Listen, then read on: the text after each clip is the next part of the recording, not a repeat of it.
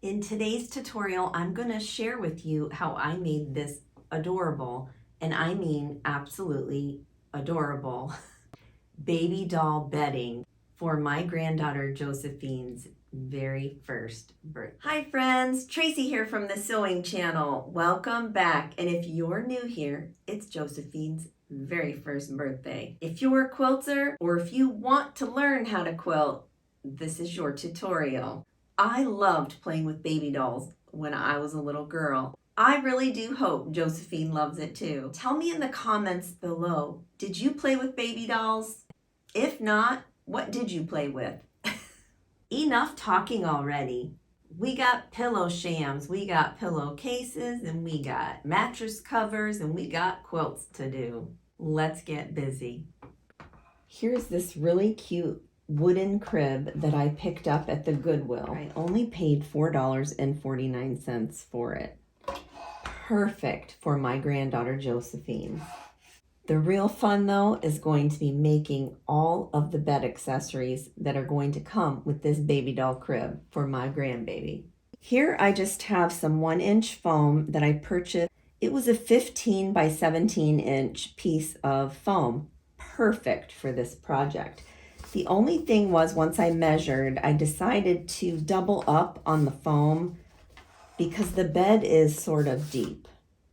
Then I cut out only 1 inch worth for the pillow sham, which will go right here at the head of this cradle.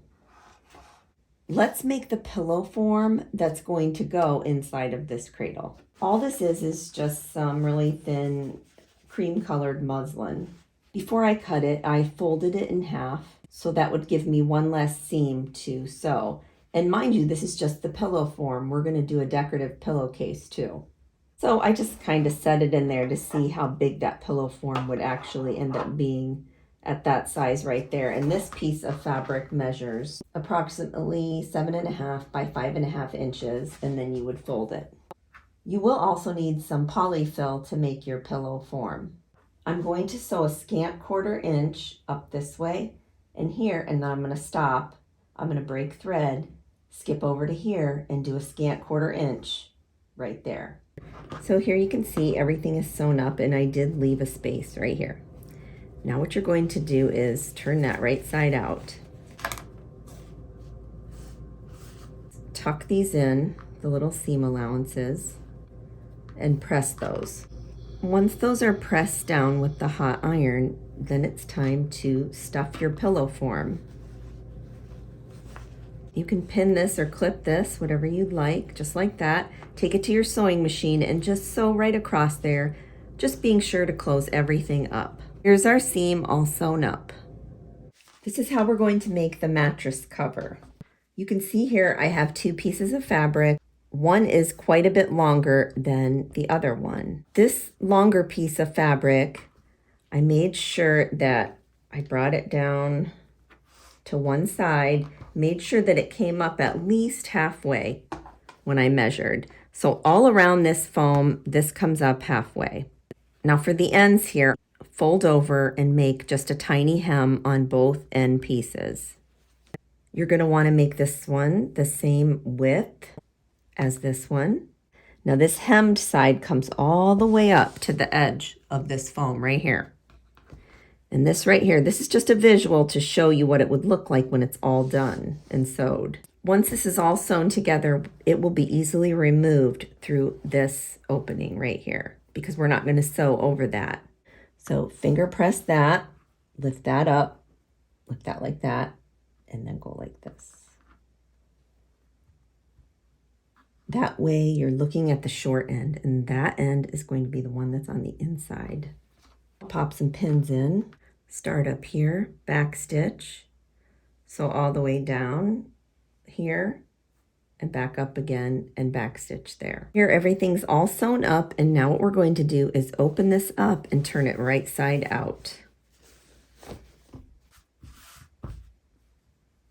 To get these in here, you can just lift this like this and lift those back out because it will be much easier to get these in.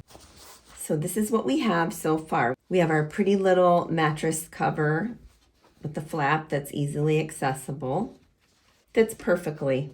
And then we've made our pillow form. Now we're going to make a pillowcase for our pillow form. Of course, you know we're going to use the burrito roll-up method, just like we use in the magic tote bag and the magic drawstring bag. So how I figured out the size, I took some fabric that will be the base of my pillow, and I just folded it over like so, and I kind of pinched it right there to make sure that, you know, it was going to fit nicely in there, not too tight, but not really loose. This piece of fabric was 8.5 by 5.25 in a coordinating fabric at about 4 inches by 8.75 inches. You always want this top piece to be a little bit wider than your base piece, just because we're going to be evening up the edges at the end.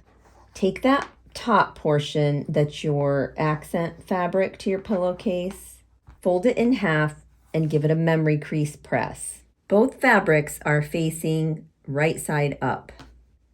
So I'm going to lift the wrong side of this up and on top of here. Make sure that the edge is nice and even with a little bit hanging off the side there.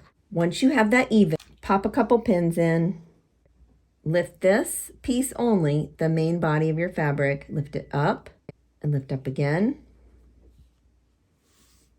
Now you're going to take this piece right here, lift that up to meet where you have pinned, all the while keeping this bulk of the base back. Unpin and repin. Unpin and repin. So right now you have 3 layers that are encased, and this bulk is away from the seam allowance area. Take it to your sewing machine and sew a scant 1/4 inch right across there. This is what you should have, just a long tube. Now just pull the main body out. Take this over to your pressing station and give everything a good hot press. There's everything all pressed nice. We're going to even up those sides. Fold this wrong sides together first. It's counterintuitive, I know, but this is how we do a French seam. Sew a very scant 1/8 inch, starting here, back stitch, go down and over here and back stitch. So here it is with the wrong sides together and that scant 1/8 inch. Now you're going to put it inside out. Next, we're going to take it to our sewing machine and sew right along here all the way down and across, being sure that we encase that entire bulk of that seam. And then I'll meet you back here. So you can see that this is all nice and encased. There's no frayed sticking out. Now we're going to turn it right side out. Let's take our pillow form and slide it in.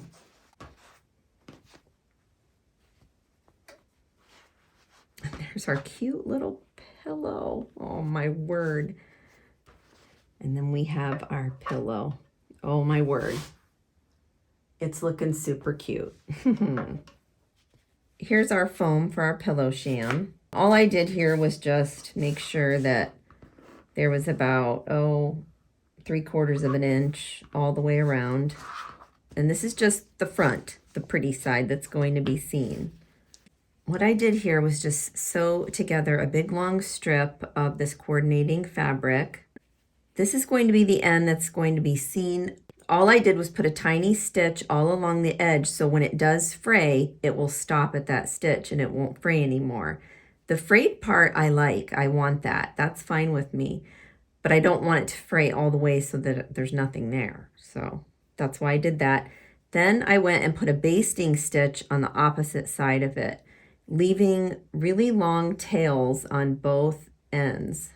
Pick a thread here and give it a little tug.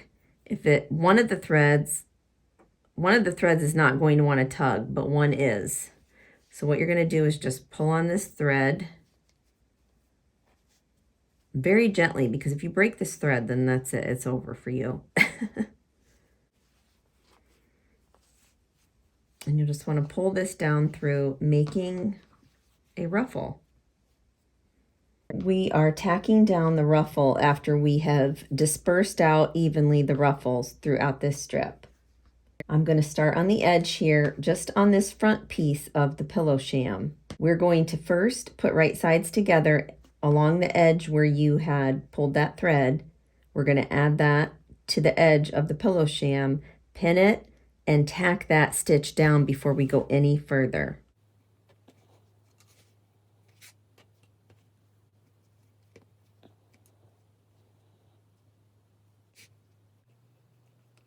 Stitch all the way around, tacking that ruffle to the pillow sham front. After you've tacked everything down, you can go ahead and trim off any excess that you see. Here, this will give you a nice idea of what that pillow sham is going to look like once we get the backing on. Super cute. Oh my goodness.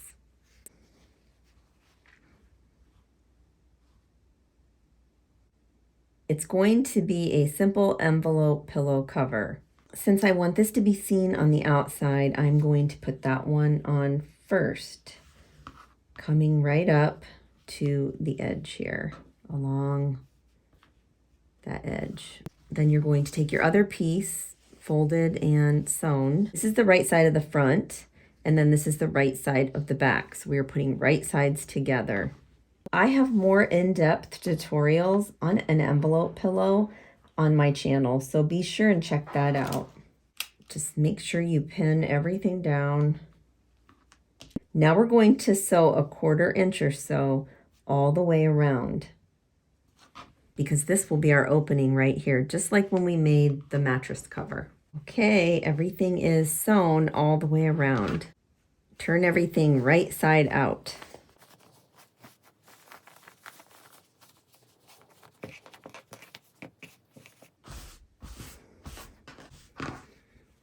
So here is our little dolly pillow sham. How cute is that? Oh my goodness. So flip it over and put your foam in. You have got to be kidding me. Look at how darling. Oh my word. This is so cute. I can't stand it. I mean, for real. Oh my goodness. I love it. I absolutely adore this pillow sham. That might look pretty good on someone's big bed though too. Just not a dolly bed. We have our mattress cover with the foam. We have our darling pillowcase. Now we have this adorable, and I'm serious. This is so cute in person. I hope that you can pick up just how cute that is on film. There is our pillow sham. You know what? That would have been really cute in a heart shape too. The really nice thing about the piece of fabric that I'm going to use for the quilt top is it already looks like it has been pieced together. And I'm good with that because this would be really tiny to piece those together. So here I'm just going to put the quilt top fabric on top, and my batting, I used 2 scrap pieces of batting that I had just zigzagged together. The next piece is just your ordinary white backing, and I'm going to do some free motion quilting.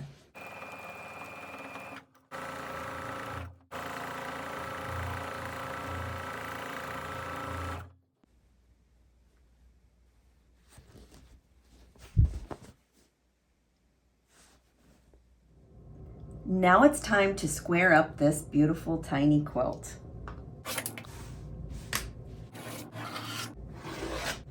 What's going to make this little quilt even cuter? This right here. A little checkered binding. I cut out 2-inch strips. Then I attached them using the angle method. You can just connect them straight if you'd like. Quilters do this at an angle to get some of that bulk out of there so it's distributed evenly. So I took that 2-inch strip, connected them, then I folded it over and gave it a good hot press. I find this is the easiest way to do binding, and I first saw this on So Very Easy, so a big shout out to her. Open up the binding, and then fold it this way. Finger crease that. So you're going to fold it this way and then fold it down, and you can see I've pressed that. You're going to open this back up, and we don't need all this bulk right here, so we're going to trim that right now. And then put that back down that way. Now we're going to attach it somewhere, you know, not on a corner. You're going to attach it in the middle somewhere. After we get this pinned on, you're going to start just in front of this right here and do a scant 1/4 inch, connecting that until about right here. And then you're going to switch it to a 1/4 inch. When we get to here, I'll show you what to do.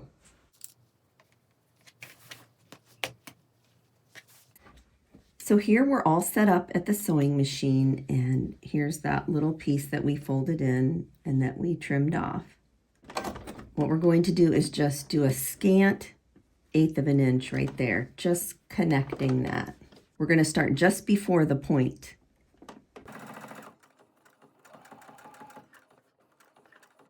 I'm going to back stitch there, break thread.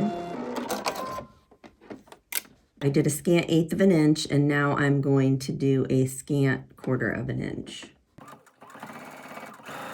You want that miter to come out at a 45-degree angle. Now you could have marked that on your quilt to keep you straight, but I didn't. So I'm just gonna try to pretend like there's one there. So I'm just going to grab both of those with my needle nose sticking out at a 45-degree angle. Kind of put my finger in there and pretend that there's a 45-degree angle there. Then I'm going to sew up to here, stop, pivot, and then go down the rest of the way. Now if you can see here, that's shooting right out at 45-degree angle. Go right up almost to that hump. Lift your presser foot, pivot. You're sort of just shifting it back to the opposite way now.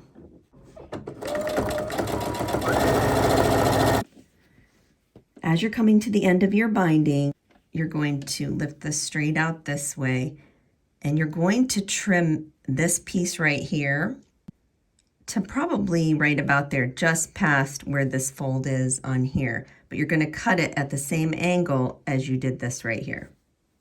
Now, I've messed it up before and I've gone the opposite angle, so be sure to do it the right way and not the wrong way like I have. So let's see, I always trim just a little bit more than I think I need at first.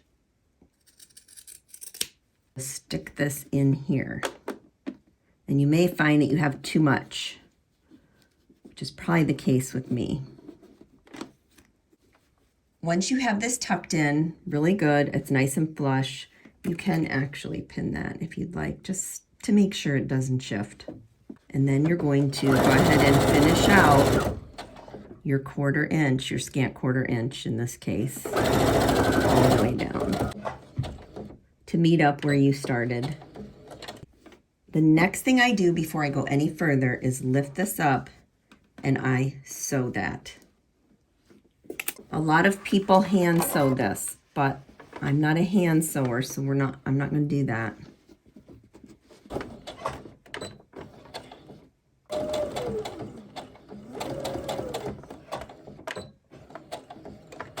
I mean, it looks just as good stitched on the machine, I think, in my opinion, but I mean, you can see the stitches, of course, and I know the reason why they do it is so that you don't see the stitches. So here is the binding all sewn on. Pop these corners out, just like that. I'm going to take my hot iron and just push the binding out like so. This just helps coax that binding in the opposite direction. Now you're just going to lift that up and over. and pop a clip. So that way it'll leave a nice edge right along there. Put your finger right on the inside there and kind of push toward the corner. Then you're going to flip that way, and then flip that way. And clip it. You can check around the front, make sure everything looks good. Stitch in the ditch all along here.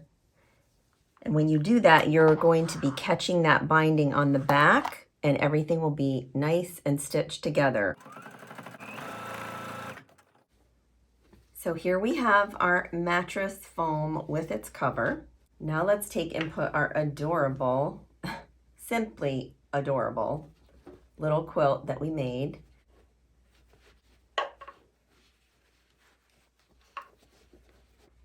Oh my goodness, it's so cute.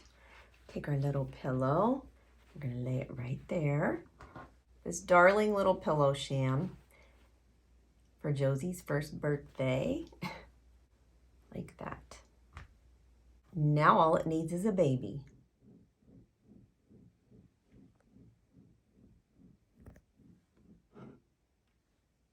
Until next time on the Sewing Channel, take care.